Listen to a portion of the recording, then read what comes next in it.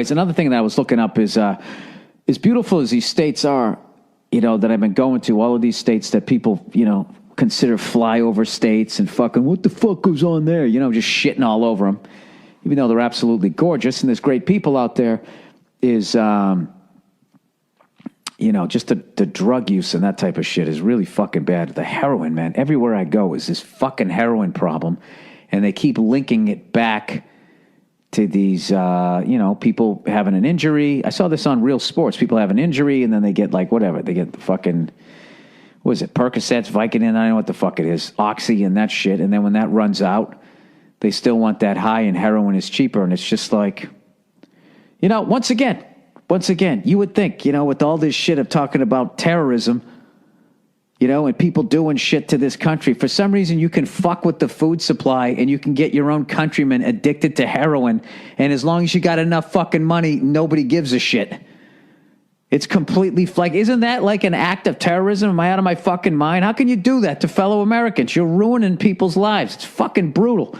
But it's one of the reasons why I stay out of the politics shit. Every once in a while I look at the stuff and it just, I don't know. It's like overwhelmingly depressing. I saw something the other day on, for some reason I was looking up Chelsea Clinton because I saw her on TV with Hillary, and Hillary was giving a speech like,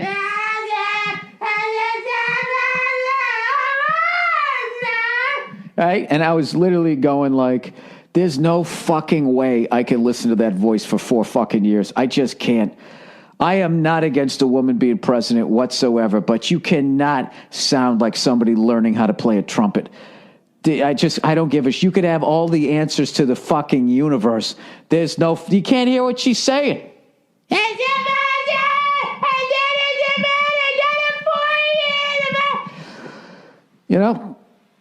My dog's looking at me right now like, really?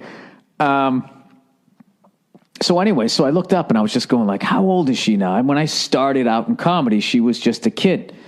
And, she was at that awkward age, and it was kind of this nice unwritten rule, you didn't make fun of her. Well, she's at a fucking awkward age, right? And I was thinking, what was she, like 12 or something like that? And I went to go look it up, how old she was. Found out she was in her 30s, which fucking blew my mind, even though obviously it was 20 years ago, right? But what killed me is what I saw was they had a stat on her wedding. Do you know her parents fucking threw her a $3 million wedding? Like, these politicians are so fucking dishonest, they don't even try to hide it. It's like, how the fuck could you afford a $3 million wedding? The most money either one of you ever made in public service was being president, which was $400,000 a fucking year. Dude, you make $400 fucking grand a year, they're gonna whack you in half. You're gonna maybe walk with 200, right? Nowadays, probably less than that, probably 195. Where the fuck are you getting off paying for a fucking? You got a fucking $3 million wedding, a house on fucking Martha's Vineyard. Give me a fucking break. These cunts go around, right? I got another Hershey's Kiss in my mouth, so you know I'm telling the truth. These guys go around, they just give speeches. Him and his wife. $250,000, $300,000 a fucking whack. Just giving speeches.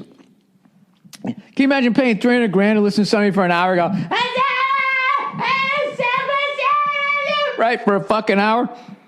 And now you got sickly Clinton with that awful facelift that he got, which just made his head look fucking huge. He's lost all that weight, and he got a chin, whatever the fuck he did to his chin. He yanked that fucker back. He looked like a bobblehead version of himself. And I'll tell you, his shit's yanked back so tight he can't even clap anymore.